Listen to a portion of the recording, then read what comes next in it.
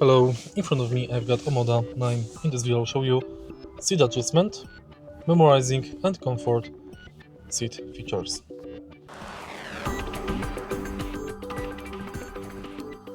In this video we'll focus only on the seat settings.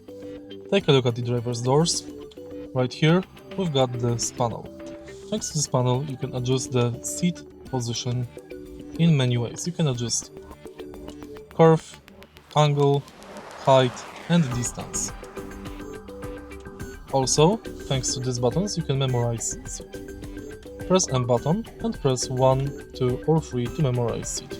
You can do the same thing on the passenger seat but without memorizing.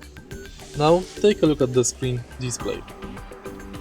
Here, let's go to climate control menu and seats. Here you can enable seat heating and seat ventilation for front seats and rear seats. Also, you can enable driver's seat and front passenger seat massager. Then you can change mode.